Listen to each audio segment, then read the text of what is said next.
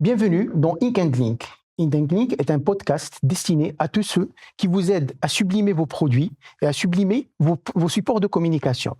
Aujourd'hui, j'ai le plaisir d'avoir Younes Belchkroun, directeur général de Direct Print, directeur général et fondateur aussi. Cofondateur.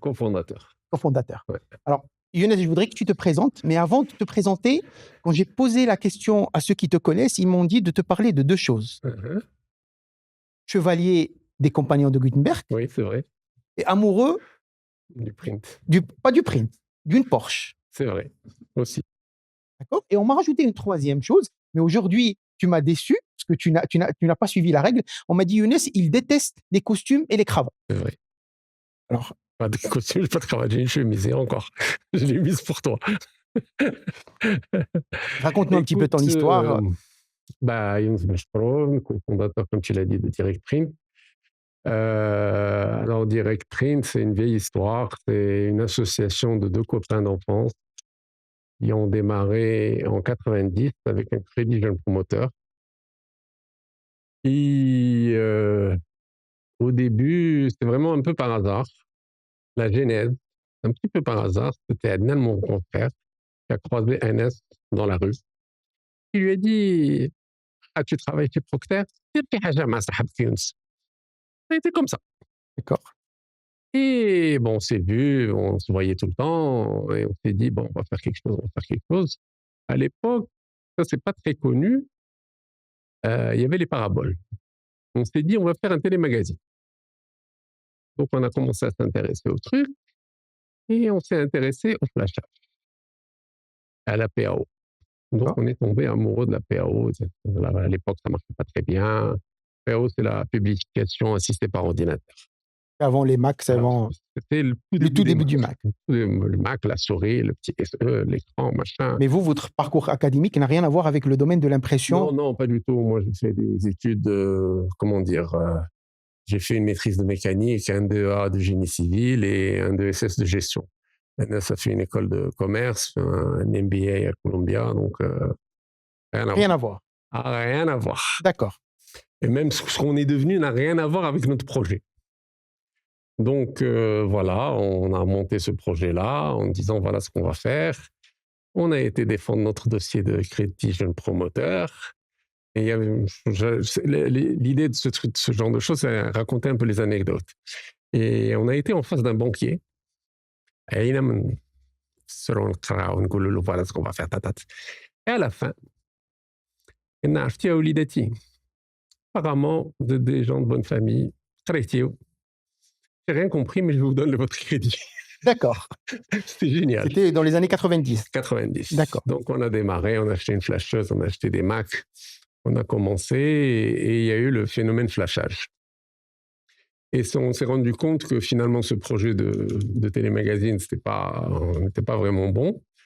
On travaillait dessus, mais ce n'était pas tout à fait ça. Il fallait gagner un peu d'argent. Donc, c'était long à mettre en place, il fallait gagner de l'argent. On s'est mis sur la PAO, on faisait des films, on commençait à travailler pour des imprimeurs, pour des agences. Et à un moment, on a compris que tout ce qui était système photogravure à l'ancienne allait exploser et le Mac allait prendre le pas. Donc, c'était le tout début des scanners couleurs, le début de tout ça. Et on s'est mis là-dedans, et ça a été X-Graphic à l'époque. C'est les gens qui se souviennent de nos premières années, c'était X-Graphic, qui a surfé pendant 10 ans sur le flashage, la sélection de couleurs. Alors, on m'a raconté un truc, excuse-moi de t'interrompre, mais on m'a raconté un truc sur X-Graphic qui était d'une stratégie marketing un peu spéciale. On m'a dit que vous avez ouvert les portes à toute personne qui voulait apprendre le flashage, pour venir apprendre l'infographie, apprendre le flashage. Et en contrepartie, les gens, quand ils partaient chez vos clients, ils devenaient systématiquement de nouveaux clients. C'est vrai qu'on était open. D'accord. Vraiment, c'était open. Chose qu'on n'a peut-être pas reproduit de la même manière dans l'imprimerie, quand on est passé à l'imprimerie. Mais à l'époque, c'était open. Alors, pourquoi ce passage d'un post-production à la production? Parce que au bout de 10 ans, on voyait bien que ce métier de photograveur était en train de mourir. il n'y avait que la photogravure vraiment spécialisée pour tout ce qui était flexo, hélio, mais le reste. À l'époque, qu'est-ce qu'on faisait? On scannait les images, on détourait, donc on facturait du temps. Avec la démocratisation de la PAO, tous ces postes-là ont été rapatriés chez les agences, parce qu'à l'époque, la plupart de nos clients, c'était des agences. Et c'est grâce à eux on est arrivé, au début, c'est grâce à eux, on est arrivé à ce niveau-là. Et on a vu ça allait partir. D'accord. Et dans les années 95, on a fait une tentative d'impression numérique avec une Indigo, une HP Indigo. C'est la première, si je me rappelle bien, au Maroc. Pour nous, c'était la révolution. On s'est bien planté. Heureusement, on était en face de fournisseurs. On avait fait une clause de retour de machine. Et on a été en face d'un monsieur... Et la parole, c'est la parole. Il a repris la machine. On a payé une indemnité pour retour de machine et on est sorti de ça. On a quand même continué sur une Chroma Press. Et après, donc on a fait de 95 à 2000, on a fait de l'impression numérique, mais papier pour les petits formats. Et dans les années 2000, on a décidé d'aller sur l'impression. D'accord. Parce qu'il y avait le CTP qui arrivait, donc le flashage allait partir. On s'est dit, on va commencer à imprimer nous-mêmes. Alors, ce passage à de l'industrie de l'impression, c'est pas... Parce que beaucoup de gens considèrent que l'impression, c'est une extension d'un photocopieur. Or que l'industrie de l'impression, c'est un autre métier, c'est une industrie à 100%.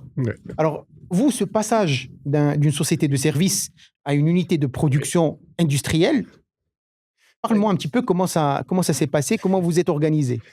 Disons qu'on avait mis un peu le doigt dedans parce qu'on faisait de l'impression numérique, donc il fallait façonner, il fallait ADA, on sous-traitait le façonnage à l'époque, etc. Et puis à un moment, on a décidé d'y aller. On se rendait compte que à l'époque, dans les années 2000, l'impression numérique n'était pas aussi performante qu'aujourd'hui. Elle était moins bonne que l'offset, nettement moins bonne. On ne pouvait pas faire les grandes quantités. Il y avait ADA, et donc comme on avait mis un pied dedans, on s'est dit on va aller dans l'offset, on va aller et puis on va faire nos propres plaques, on va tout intégrer. Donc on avait acheté un CTP, on avait comment dire, vous avez acheté une machine offset, on a pris un Massico, des petits trucs de façonnage, et l'aventure Direct Print a démarré. D'accord. En sachant qu'au début, on avait un concept, on s'est planté. C'était dire, au lieu de vendre du film, on va vendre des plaques aux imprimeurs. D'accord. Et là, on s'est planté. Parce qu'on rapatriait une marge chez nous, alors qu'eux, ils l'avaient. Alors, Direct Print maintenant, depuis 90, ça fait presque 36 ans. Qu'est-ce que c'est devenu? C'est devenu... comment dire? C'est devenu pas mal de personnes. C'est devenu une entreprise assez performante, avec une réputation qui est de la correcte. C'est 120 personnes. C'est un parc machine de folie. Une capacité de faire un nombre de produits différents de folie. Je sais parce que je suis parti souvent avec toi en voyage et on s'est rencontrés dans pas mal de salons. Et je sais que toi, au niveau machine, tu es quelqu'un qui regarde, qui descend voir directement qu'est-ce qu'il y a sous le capot.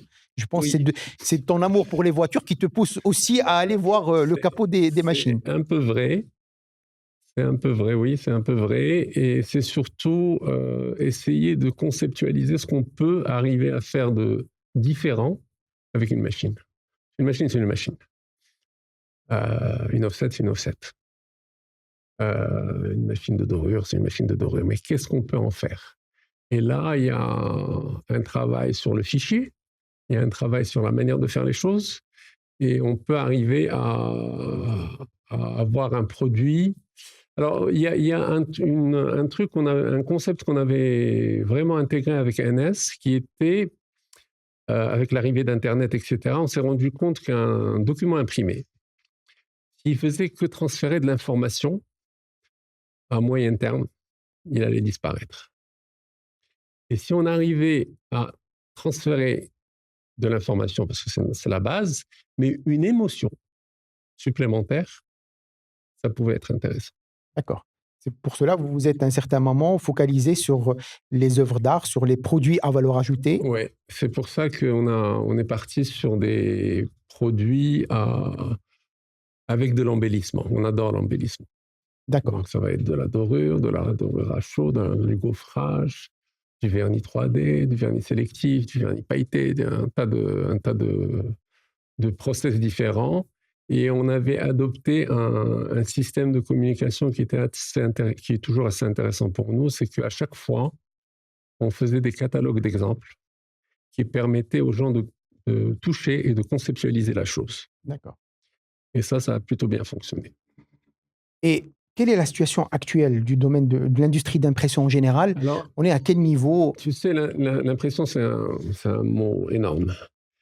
Il faut couper, le partitionner ou le mettre des secteurs. Tu as le labeur. Alors le labeur, pour les gens qui ne savent pas, c'est l'impression traditionnelle, c'est les cartes visites, les en-têtes, les rapports d'activité, les catalogues, tout ce qui est marketing. Tu as l'impression numérique grand format, qui est les traceurs, qui est le table à plat, etc., qui est plus de l'événementiel et de l'affichage. Et tu as l'impression, souple ou bobine. Moi, je peux plutôt parler de bobine parce que le principe, c'est bobine, qui est pour le packaging, soit film, soit étiquette adhésive, soit ce genre de choses. Donc, c'est vraiment trois grands secteurs. D'accord. Et dans ces secteurs-là, donc l'offset, qui est la feuille, le labeur était en perte de vitesse d'une manière très, très lente, honnêtement. Et on s'était rendu compte qu'il y avait de la perte de vitesse. On s'est dit, on va bifurquer progressivement sur le packaging. On avait le temps. Si on perdait 3-4% de chiffre d'affaires par an, c'est pas significatif, donc on avait le temps de... Et il y a eu le Covid. Le Covid a été un accélérateur et un truc qui a tué ce secteur du labeur. Vraiment, il l'a tué. Exactement. Complètement. Et donc, d'abord, aujourd'hui, on a plusieurs activités qui sont l'édition de luxe, les beaux livres, les livres d'art, etc., qui est le roman aussi, on en fait pas mal. On a l'hôtellerie, une grosse clientèle dans l'hôtellerie. On a le packaging. Le packaging, c'est beaucoup de choses. C'est tout l'étui, c'est les boîtes carton, c'est un tas de produits. Il reste un peu de labeur, un peu de catalogue, etc. Mais les séries ont diminué. Et donc, on surfe entre un peu de numérique, un peu d'offset, un peu de numérique, un peu d'offset. Et le marché de l'industrie en général, comment tu le vois? Écoute, il y a un principe. Sur le labeur, si tu es le dernier des dinosaures, tu peux continuer à vivre un peu. Et de toute façon, ils sont en train de partir un par un. Si tu restes un peu sur ce secteur, tu vas continuer à faire des produits standards, etc. Mais c'est en perte de vitesse. Sur le beau livre, il y a du boulot. Il y a du boulot, ça dépend un peu de... Parce qu'ils ont des subventions du ministère de la Culture qui sont intéressantes pour eux, pour les éditeurs. Donc ça dépend des années, mais on arrive à sortir de jolies choses. Honnêtement, c'est sympa. Le packaging, il est en progression. Je pense que le packaging ne va pas disparaître parce que on aura systématiquement besoin d'un packaging pour un produit quelconque. Qu'est-ce qui reste? L'événementiel, je pense que ça va continuer parce que c'est du contact humain, c'est de la... Voilà. Est-ce que, on le sait tous, tu en as parlé avec le Covid, et le digital aussi comme support de communication, il a aussi été... Il a tué le labeur. Il a tué aussi tout ce qui est support marketing, hors le labeur. Le labeur, en fait, moi, tu as associé le marketing, je le mets dans le commercial marketing, je le mets dans le labeur. D'accord, tu le mets dans C'est le même process. D'accord. Si on devait, en tant que fondateur de Direct Print, si tu devais revenir, allez, disons 15 ans, 20 ans en arrière, qu'est-ce que tu aurais... J'aurais attaqué le packaging plus tôt, mais je n'avais pas prévu le Covid. D'accord. Alors, c'est que le Covid qui a plus... Mais pourtant, le packaging, il existe bien avant. Oui, mais on était à l'aise dans notre secteur. D'accord. Alors, quand tu dis à l'aise, pour ceux qui ne comprennent pas, qu'est-ce que ça veut dire? Qu'est-ce que ça veut dire? Ça veut dire qu'on avait de la clientèle fidèle, on gagnait correctement notre vie. Le marché se tenait plus ou moins. On avait une perte, c'est vrai, mais on le compensait avec on avait démarré le packaging, on le compensait gentiment avec le packaging, on montait en puissance de plus en plus sur le packaging SUA. On n'était pas obligé de courir pour développer ça. Ouais. Donc, on était dans un certain confort. Et le Covid a explosé le commercial et le marketing complètement. Mais ça m'a... Il n'y avait pas photo. Du jour au lendemain... C'est très simple. Dans les années... Ça avait commencé, mais dans les années... Pour te dire, dans les années... Alors, 2015, 2014, un rapport d'activité d'une banque, on en faisait pas mal, c'était 5000 exemplaires. Mais ben, on n'en fait pas un. Et on fait encore un peu une banque, mais c'est du 500 exemplaires. 500 exemplaires, ça veut dire ça passe... 5000, 5000, on passe... 5000. C'est comme pour les carnets. Les carnets de bons de livraison et bons de commande, ils ont complètement disparu. Complètement. Complètement. Il y a des trucs, les cartes de visite, c'est en train de mourir. Les en-têtes, c'est en train de mourir. De plus en plus. Parce que les gens impriment en couleur et puis ça y est, basta. Ils passent avec les cartes NFC. Ou ce que tu veux. On ne peut pas... c'est des vagues de fond, tu ne peux rien faire.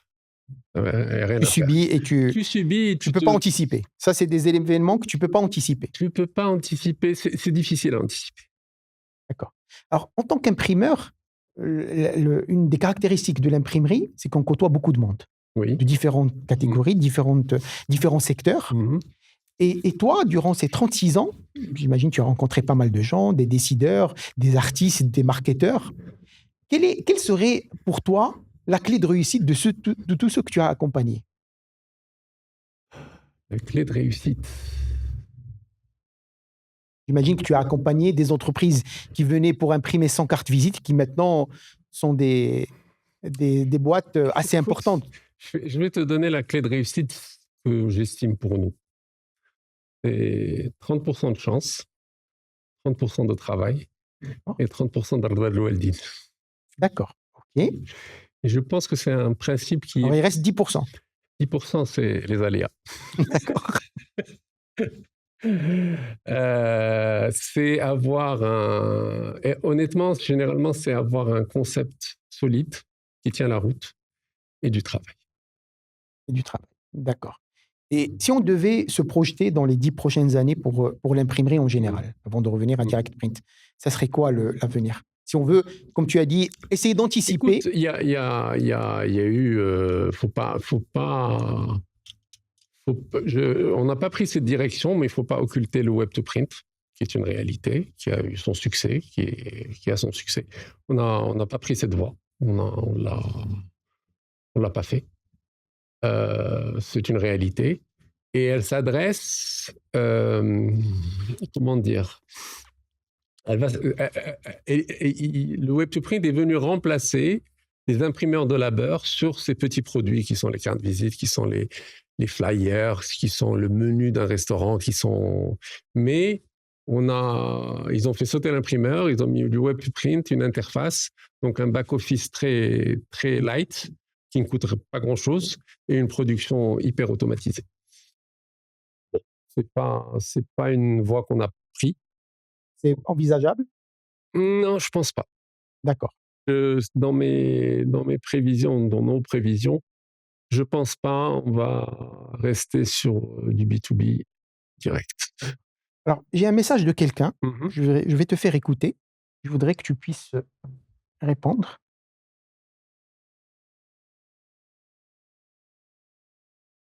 Mon cher Younes, 35 ans de complicité, de fou rire, de déception, de réussite et de passion partagée. Alors aujourd'hui, j'ai 2 questions pour toi. Quand on a créé la boîte en 1990, tu te souviens, est-ce que tu pensais sincèrement qu'on irait aussi loin ou pas du tout? Et puis, dis-moi franchement, quel était chez moi le défaut qui t'énerve le plus, mais qui au fond a peut-être aussi été utile à la boîte? Oui, c'est sympa. Non, la première question, non, je n'imaginais pas ce mouvement. Honnêtement, cette taille, etc., cette complexité de ce qu'on fait, etc., non, je n'imaginais pas du tout. Alors, je vais citer un défaut et une qualité de NS. Je vais commencer par le défaut. Il y a un truc qui m'énervait, mais finalement, je trouvais que c'était un bon exercice. C'est qu'à chaque fois qu'on avait un projet, au début, ça m'énervait, ça me crispait. Il faisait l'avocat du diable. Il me cassait le truc. Il me le cassait, mais vraiment, et ça m'obligeait à aller vraiment Trouver des arguments. Trouver des arguments. Moi, j'étais plus son feeling. Et lui, il fallait absolument que j'arrive à le convaincre. Ça ne veut pas dire qu'on n'a pas fait de conneries. On a fait des conneries. Je l'ai convaincu, ou là, il m'a convaincu, et c'est plein de cadavres. Il ne faut pas voir juste si on la partie visible de l'iceberg. La partie visible, les cadavres kainin, les plantages kainin. Mais au début, ça m'énervait un petit peu. Mais au final, finalement, c'est un très, très bon exercice parce que ça m'obligeait à voir tous les paramètres et ça m'obligeait à les défendre, même s'il était convaincu du projet. Il me le cassait quand même. Il était du même avis que moi. D'accord. Et il faisait l'avocat du diable, il me le cassait pour qu'on creuse le maximum. Et puis, et je vais parler de sa qualité, NS, c'est un petit écureuil. Et moi, c'est les jambes, les pieds, les poches trouées pour le matériel. Et ça a bien fonctionné, cet équilibre où lui, il ramassait un peu l'argent et moi, je le dépensais. Alors, c'est ça, j'en profite pour rebondir sur la prochaine question. C'est que Direct Print, c'est une success story. 40 ans presque de mariage avec NS. C'est quoi le secret? C'est quoi la formule? Beaucoup de respect et beaucoup de transparence. D'accord. Respect, transparence. Et il y a un truc par rapport... Parce qu'au début, quand tu commences une entreprise, et sans le sou, tu ne gagnes pas d'argent. Et le danger, c'est que quand tu commences à gagner de l'argent, je ne sais pas comment la traduire. C'est rester humble par rapport à la réussite. Et il n'y a pas eu... parce que la plupart du temps, quand on voit deux associés, il y a toujours un ego.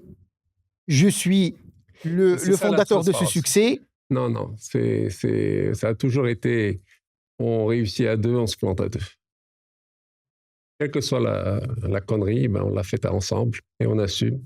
Quel que soit le truc qu'on a réussi, on l'a réussi à deux. Si c'est son idée, c'est une autre idée. Si c'est la mienne, c'est une autre idée. C'est juste cette manière de voir les choses. C'est nous et c'est pas toi, moi, toi. C'est nous. D'accord. Alors, si on prend un jeune qui veut se lancer dans l'imprimerie ou dans l'industrie, en général dans une entreprise ou dans l'industrie de l'impression en particulier, quel serait le conseil que tu pourrais lui donner? Il y a un truc qui nous a beaucoup inspiré, c'était Steve Jobs, penser différemment. Quelle serait cette pensée dans ce domaine? C'est un peu vague, penser différemment, mais... Essayer de penser différemment. D'accord. Aborder le marché avec une autre pensée. Parce que aborder le marché, parce que ce qui se passe souvent dans toutes les entreprises, c'est aborder le marché, parce que c'est un marché mature. Qu'est-ce que tu vas amener? Le prix. Il faut être un super manager pour avoir de la productivité. Tout à l'heure, on parlait en off, les shifts. Il faut arriver à faire du 3 fois 8 pour pouvoir rentabiliser. Il y a des gens qui réussissent à le faire. Être un bon acheteur aussi, vu le prix de la matière première qui fluctue. Oui, c'est vrai. Il faut avoir toutes ces compétences-là. Mais si tu penses un peu différemment, il faut essayer d'aborder le truc avec une petite différence. Je sais qu'il y a la relève qui va reprendre... Il y a tes enfants, je pense qu'ils vont reprendre l'entreprise. Ils sont rentrés avec nous depuis... Ali est mon cadet depuis 2018 et Edman depuis 4 ans. Donc voilà. Comment ça se passe Plutôt bien. Cette intégration avec autant de différences d'âge. Maintenant, c'est plus une décision à 2, c'est une décision à 4. D'accord. C'est encore plus compliqué. Non, c'est pas plus compliqué. La vérité, c'est pas plus compliqué. Il faut juste discuter et décider à 4. Il faut voter. De toute façon, s'il y a un veto, on ne fait pas. Ça a toujours été comme ça. C'est une règle aussi. S'il y en a un qui est convaincu, qui n'est pas convaincu, on laisse tomber.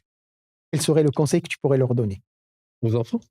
À tes enfants, à tous ceux, tes enfants, des petits-enfants peut-être qui vont reprendre le flambeau. Quel serait le message des fondateurs? Essayez d'être passionné, d'aimer ce que vous faites. D'accord. Ça aussi, c'est un des paramètres de réussite. Être passionné. Être passionné. Indépendamment de la situation du marché, quelquefois on a des doutes. La passion ne nourrit pas. La passion ne nourrit pas, c'est vrai. Mais quand tu es passionné, tu ne comptes pas ton temps et tu te casses la tête pour y arriver.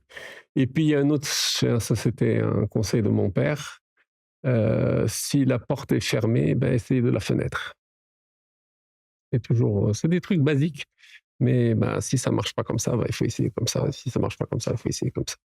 D'accord. En changeant quelques paramètres. Alors, pour clôturer, je vais revenir aux 3 premiers points. Je voudrais que tu me parles des compagnons de Gutenberg et de ton amour pour les voitures. Les compagnons de Gutenberg, c'est une association qui défend la lecture. Et ils m'ont intégré il y a quelques années. C'est une belle association qui vraiment défend la culture en général, qui défend le livre, qui défend tout ce qui est culturel. Bon, ils ont des actions culturelles pendant toute l'année. C'est une belle association. Ton amour, quelle est cette histoire de la Porsche? La première Porsche. Écoute, tout petit, j'ai toujours rêvé d'avoir une Porsche. Je m'étais promis d'avoir une Porsche. Et finalement, j'ai fini par l'avoir. D'accord. Qu'est-ce que tu n'as pas encore réalisé, que tu voudrais réaliser, ce rêve d'enfant? Ah, le rêve d'enfant. Le rêve d'enfant. Non, j'ai réalisé pas mal de choses. C'est plutôt des rêves d'entrepreneur, oui. J'en ai plein. Il y en a encore? Ah oui. Donne-nous un scoop. Ah non. Certainement pas. J'aimerais bien. Nos auditeurs aimeraient bien savoir sur quelle niche aller. Je peux leur dire tout de suite ce qu'il faut faire, mais je ne veux pas le dire. Younes, je te remercie infiniment pour avoir accepté mon invitation et pour cet échange riche. Et j'espère qu'on aura le plaisir de te revoir pour une autre discussion. Merci. Merci à toi. C'était Ink & Link. Je vous remercie et à la prochaine fois.